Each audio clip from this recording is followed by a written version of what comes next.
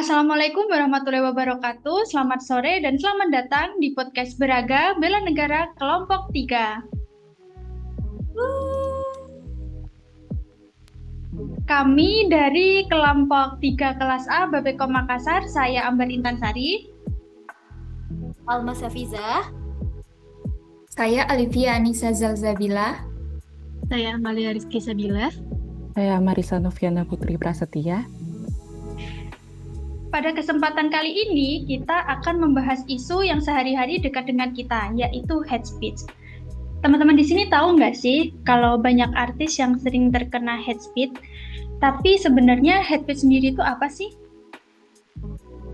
Nah, iya Mbak Amber, hate speech atau ujaran kebencian itu adalah bentuk komunikasi baik lisan atau maupun lewat media sosial yang isinya itu menyebarkan kebencian, permusuhan, bahkan diskriminasi terhadap individu atau kelompok tertentu. Misal kita banyak lihat nih bagaimana banyak public figure yang diserang habis-habisan karena dia beda pendapat atau hanya karena kehidupan pribadinya. Yang kadang itu tuh yang nyerang itu bukan akun asli. Nah, kadang itu ya Mbak, yang sering menyerang itu disebut buzzer. Tapi mereka ini sering ngasih komentar jahat gitu loh. Tapi aku nggak tahu sih sebenarnya tuh buzzer itu apa. Mungkin ada yang bisa jelasin buzzer itu apa? Nah, buzzer itu tuh ini Mbak. Buzzer itu individu atau akun berupa manusia atau bot yang secara aktif mereka tuh menyebarkan opini atau narasi tertentu di media sosial.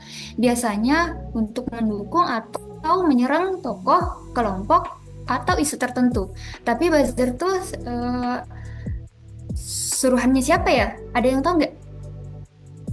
Aku tahu buzzer tuh seingatku yang nyuruh tuh bisa macam-macam. Tapi yang paling sering ya datangnya dari aktor politik atau pemerintah. Misalnya nih waktu masa kampanye pemilu kemarin, partai politik atau tim ses itu biasanya sering pakai buzzer buat naikin citra calon mereka atau ya cuma ngejatuhin lawan aja gitu kan. Nah, tujuannya itu supaya publik itu kebentuk opininya sesuai narasi yang mereka mau.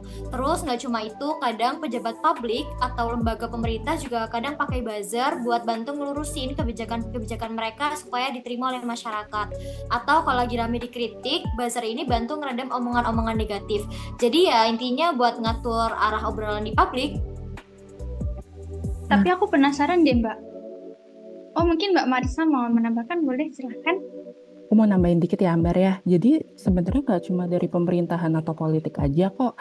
Tapi kalau misalnya dari kelompok-kelompok tertentu itu juga bisa jadi buzzer. Yang pertama itu adalah kelompok bisnis atau korporasi atau yang biasanya kita sebut perusahaan. Di mana biasanya perusahaan-perusahaan ini juga apa ya istilahnya tuh kayak sewa buzzer gitu untuk ngepromosiin produknya gitu. Tapi komentar-komentar yang mereka buat nih di sosial media itu dikamuflasekan nih sebagai opini netizen biasa. Terus ada juga kelompok identitas atau fanatik gitu. Jadi biasanya ini adalah komunitas ideologis, agama yang memang berkomentar karena merasa diserang oleh sesuatu. Jadi mereka mengomentari balik gitu. Nah, ini biasanya sifatnya lebih sukarela karena punya rasa fanatisme terhadap sesuatu gitu. Tapi kadang hal-hal ini justru sifatnya tuh destruktif atau merusak gitu. Wow, ternyata ini juga ya buzzer. Tapi aku penasaran deh Mbak, kira-kira buzzer itu cuma ngasih hate speech aja kah? Atau ngasih komentar-komentar yang lain? Nah, iya Mbak, jangan salah, buzzer ini nggak selalu jahat ya.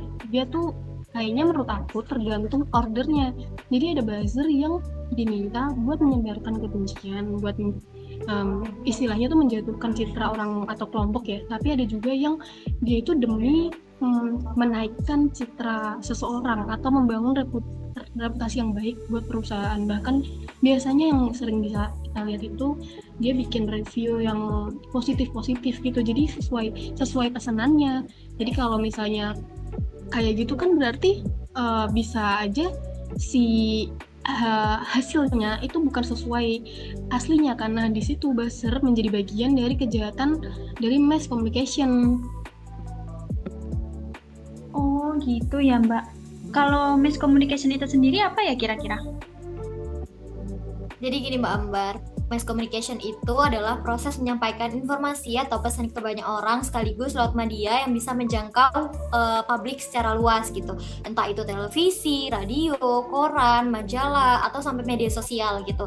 Yang sekarang sering dipakai orang-orang kan Facebook, TikTok, X atau Twitter gitu. Nah, biasanya mass communication ini bersifat satu arah gitu. Jadi dari penyampai pesan itu langsung ke audiens gitu, tanpa interaksi secara langsung. Nah, tujuannya itu macam-macam, mulai dari ngasih informasi atau mempengaruhi cara berpikir, membentuk opini, sampai ya cuma mau menghibur aja gitu. Karena dia tuh jangkauannya luas, jadi komunikasinya itu berpengaruh sama kehidupan sosial dan budaya masyarakat. Nah, kan Mbak Alma sudah menjelasin tuh mengenai mass communication. Nah, aku mau jelasin mengenai kejahatan mass communication ini. Jadi, kejahatan mass communication itu suatu tindakan salah atau keliru dalam menyebarluaskan suatu pesan yang dapat memicu keadaan menjadi tidak kondusif, serta dapat mengakibatkan kegaduhan terjadi di masyarakat luas. Nah, gitu Mbak. Oh, berarti miscommunication itu juga ada tindakan kejahatannya ya. Kalau untuk pelakunya sendiri, kira-kira siapa aja ya yang bisa jadi pelaku dari kejahatan miscommunication itu sendiri? Dari tadi kan kita udah bahas nih tentang buzzer gitu. Nah, sebenarnya pelaku dari miscommunication itu salah satunya ya bisa buzzer ini. Tapi nggak menutup kemungkinan kok kita sebagai masyarakat, baik sengaja atau tidak sengaja, menjadi pelaku kejahatan miscommunication, Ambar. Loh, kok bisa kayak gitu, Mbak? Emang ada contohnya? Ada dong, karena mass communication itu kan sifatnya luas dan bisa diakses oleh siapa aja. Jadi dia tuh dampaknya juga besar, nggak selalu dilakukan oleh media besar. Sekarang siapapun bisa jadi pelaku dari mass communication. Even kita pun bisa loh menjadi pelaku mass communications, terutama lewat media sosial. Contohnya, misal kamu nyebarin hate speech ke orang lain di TikTok atau di Twitter, atau kamu bikin berita hoax gitu, misalnya tentang politik atau isu sensitif, terus kamu ngelihat itu di Twitter, terus kamu repost tuh tweetnya gitu, sedangkan kamu nggak tahu nih sumbernya itu benar atau enggak. Nah, itu juga bisa termasuk ke dalam salah satu kejahatan mass communication. Bahkan itu kan cuma kelihatannya repost doang gitu, tapi sebenarnya kalau pesannya salah, kamu ya termasuk ke dalam pelaku penyebaran pesan ke publiknya. Wah, aku baru tahu loh, ternyata hal sekecil nge-repost postingan di TikTok aja bisa bagian dari miscommunication ya. Kalau untuk efek negatifnya sendiri di ruang publik, kira-kira apa ya, Mbak? Nah, benar yang dikata sama Mbak Almas ya. Jadi kalau dibahas buat dampaknya buat ke ruang publik, mungkin kelihatannya sepele. Cuma komentar negatif atau sindiran pedas atau mungkin repost yang kayak gitu tadi ya. Tapi ketika satu akun mulai menghujat, nanti algoritma media sosial itu bakal bantu buat sebarin. Jadi akhirnya orang-orang lain yang bahkan nggak tahu, jadi ikut-ikutan nimbrung, ikut-ikut emosi. Jadi akhirnya apa? Nanti publiknya jadi terbelah. Nah, nanti ada orang yang dilabeli sebagai pro sana atau pro sini atau kontra pada suatu hal. Jadi akhirnya ruang publik digital ini yang seharusnya jadi tempat bertukar pikiran malah jadi tempat arena konflik. Jadi yang paling bahaya tuh di situ. Jadi orang akan mudah curiga, intoleran, bahkan bisa saling benci. Nah, itu yang akan masuk jadi ancaman kebangsaan yang bikin bangsa kita jadi tercerai-berai. Oh gitu ya, Mbak. Kalau untuk negara sendiri, kira-kira efeknya apa? Jadi kalau untuk negara sendiri, itu tuh ada efeknya karena sekarang tuh miscommunication tuh jadi isu yang jadi ancaman loh buat negara gitu. Yang pertama nih, ujaran kebencian itu bisa memicu konflik sosial. Nah, bayangin aja kayak bensin nih gitu yang disiram ke api kecil. Yang awalnya kecil nih argumen-argumen yang biasa aja, terus lama-lama besar, akhirnya jadi ribut, akhirnya jadi konflik besar nih gitu. Nah, yang kedua itu kebencian itu bisa melemahkan toleransi gitu. Nah, kan ada perbedaan pendapat gitu, atau misalnya ada hinaan atau cacian ke kelompok lain. Nah, dari situ rasa hormat antar suku, antar kelompok itu mungkin bisa hilang. Nah, akhirnya benar yang tadi Mbak Amal bilang, orang tuh jadi gampang curiga, gampang tersinggung, dan akhirnya juga nggak sehat nih buat masyarakat. Nah, yang ketiga itu ada mengganggu kerukunan antar warga. Nah, ujian kebencian itu bikin masyarakat terpecah belah. Kenapa? Karena ya kita jadi saling nuduh nih karena adanya satu pendapat yang mungkin sebenarnya pendapatnya belum tentu benar gitu, tapi itu bisa memecah belah masyarakat kita gitu, Mbak. Nah, mungkin kalau dari Oke, Mbak. temen ada yang mau nambahin? Saya mau menambahkan ya Mbak. Jadi kan Mbak Marisa tadi udah menjelaskan tuh. Saya mau menambahin 3 hal. Dampak dari hate speech itu yang pertama bisa memecah belah bangsa. Hate speech yang terus-menerus disebarkan bisa menjadi alat untuk provokasi ataupun adu domba yang akhirnya merusak semangat Bhinneka Tunggal Ika. Kemudian yang kedua, akan menimbulkan rasa takut terasing. Nah, kita tahu sendiri kan kalau di Indonesia itu ada banyak beragam suku, budaya, dan lain sebagainya. Otomatis ada kelompok mayoritas dan minoritas kan. Nah, kelompok minoritas atau yang sering jadi sasaran hate speech bisa merasa terpinggirkan, tidak aman, atau enggan berpartisipasi dalam kehidupan sosial. Kemudian, hate speech ini juga bisa menghambat pembangunan sosial. Dengan terpecahnya masyarakat akibat hate speech, semangat gotong royong dan kolaborasi antar warga menjadi lemah. Nah, ini akan menghambat kemajuan ekonomi, sosial, dan pendidikan. Jadi, kesimpulannya, hate speech itu bukan hanya masalah etika, tapi juga ancaman nyata yang secara tidak langsung bisa mengancam persatuan dan kesatuan bangsa. Kayak gitu, Mbak. Cukup ini ya. Tapi aku masih bingung deh, kenapa kok bisa gitu? Kenapa bisa itu? Karena orang itu jadi dikotak-kotakan ke suatu kelompok ataupun ke suatu bagian tertentu yang mana sangat berseberangan, dan akhirnya mereka jadi kurang respect gitu satu sama lain. Kalau untuk mencegahnya sendiri, kira-kira kita harus ngelakuin apa, Mbak? Nah, menurut aku, buat gimana cara kita mencegah efek negatif semuanya, pertama dan yang paling utama itu adalah literasi digital. Jadi kita harus sadar bahwa nggak semua yang viral itu benar. Jadi kadang yang kita lihat fakta itu cuma framing atau potongan video atau narasi sepihak. Jadi sebelum kita share, like, atau bahkan komentar, cek dulu ini sumbernya udah jelas atau belum, faktanya benar atau cuma bumbu sensasi aja. Dan yang kedua itu, kita jangan mudah terpancing emosi, karena jebakan klasik dari buzzer itu menurut aku bikin kita emosi, bikin kita benci, tersulut. Jadi tanpa sadar kita bisa ikut main di permainan mereka gitu loh. Jadi kita harus tetap tenang, berpikir kritis, jadi karena kita nggak akan mudah tergiring opininya. Betul banget Mbak Amal. Aku mau nambahin sedikit. Yang ketiga, jangan pernah ragu buat melaporkan konten-konten berbahaya gitu.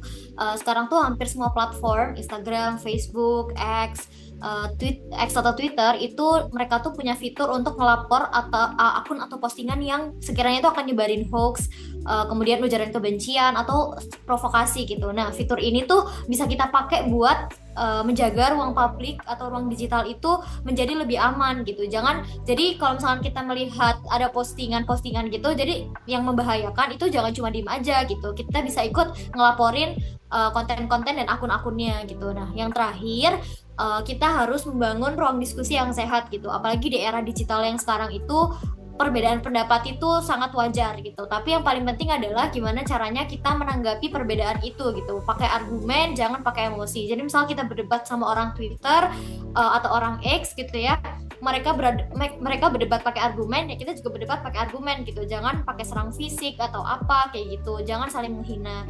Karena kalau kita bisa jaga diskusi supaya tetap sopan, ruang publik pun jadi lebih nyaman gitu buat kita untuk berdiskusi. Wow, ternyata ini juga ya, panjang juga ya Mbak. Tapi aku ini penasaran deh setelah mendengar semua penjelasan Mbak-Mbak di sini tadi. Kira-kira peran kita sebagai generasi muda dan calon ASN apa ya untuk kedepannya? Oke, jadi peran kita yang pertama kita tuh harus melek literasi media. Nah, jadi kalau misalnya ada postingan nih, misalnya Mbak Ambar tuh ngelihat satu postingan, jangan langsung serta-merta Mbak Ambar post, atau misalnya Mbak Ambar nggak cari nih source-nya dari mana gitu. Jangan-jangan itu hoax. Jadi kita sebagai generasi muda ataupun sebagai ASN, kita tuh harus benar-benar tahu apakah postingan itu valid, sumbernya jelas, dan juga bukan penyebaran hoax. Nah, yang kedua, kita tuh harus netral dan profesional. Sebagai ASN, kita tuh profesionalnya hanya di kantor aja ya, gitu, tanggung jawab di kantor aja, tapi juga tanggung jawab di digital, di media sosial, yang mana kita tuh harus share sesuatu yang positif gitu. Kita tidak boleh hate speech gitu, tidak boleh menyebarkan kebencian ke orang lain. Yang ketiga yaitu kita harus buat narasi alternatif. Narasi alternatif ini apa sih? Balik lagi nih sama tadi yang kedua, di mana kita harus netral dan profesional di media digital juga. Nah, kita harus men-share nih konten-konten positif. Jadi kita bisa ikut serta meredam hal-hal negatif yang udah ada di media sosial gitu, dengan konten-konten positif yang kita buat gitu. Jadi pada dasarnya sebagai masyarakat, generasi muda ataupun ASN, kita tuh tidak hanya berpartisipasi di profesional di kantor aja, tapi juga di sosial media nih gitu. Kita nggak boleh juga jadi cuma penonton ataupun jadi pengguna sosial media yang acuh. Kita juga harus berperan aktif dalam mencegah ataupun mengantisipasi namanya ada kejahatan di mass communication gitu. Jadi mulai sekarang kita harus berpikir kritis, kita juga harus aktif, dan juga kita harus menyebarkan hal-hal positif di sosial media.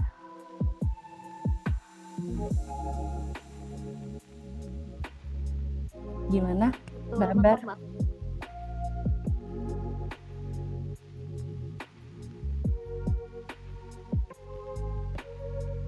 Wah, ternyata ini ya sangat panjang juga menurutku. Kalau boleh aku simpulin, jadi hate speech itu bagian dari miscommunication ya Mbak, yang dimana kita bisa mencegahnya dengan literasi digital dan kita harus memiliki kontrol diri. Menurutku ini wawasan baru sih bagi aku sendiri, kayak yang disebutin Mbak Almas tadi juga, kayak hal kecil sekedar nge-repost di TikTok itu bagian dari hate speech.